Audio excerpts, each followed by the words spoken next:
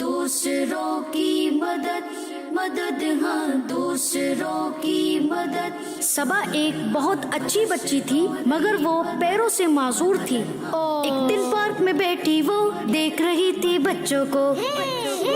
میری بال واپس کرو، پکڑو۔ بچے جھولے جھول رہے، آپس میں تھے کھیل رہے۔ جب وہ بینچ پہ بیٹھی تھی اس نے ایک آواز سنی۔ اس نے بینچ کے نیچے دیکھا تو ایک چڑیا بیچاری زخمی پڑی تھی۔ چڑیا کا تھا گہرا زخم، صبا کو اس پہ آیا رحم۔ اس نے اٹھایا چڑیا کو، اس سے کہا کہ تم نہ ڈرو۔ ٹانگ پہ اس نے چڑیا کے دوا لگا دی دھیرے سے۔ اس دوا سے چڑیا کو کافی آرام ملا اور اس کی تکلیف ختم ہو گئی۔ خوش ہو کر وہ اڑنے لگی، گھونسلے میں پھر جا پہنچی۔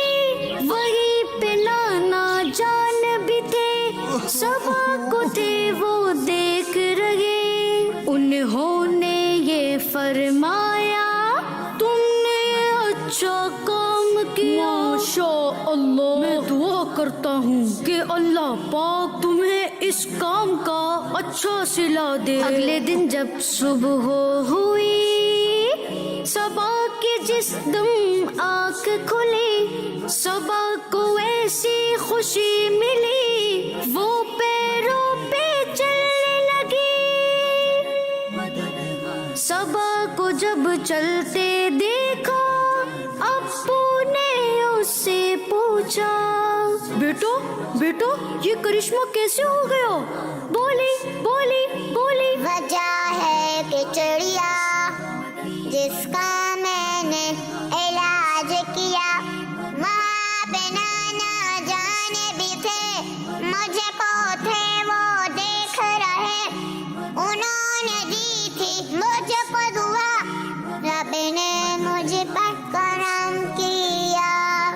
اللہ پاک نے اپنے کرم سے میری معذوری ختم کر دی، الحمدللہ۔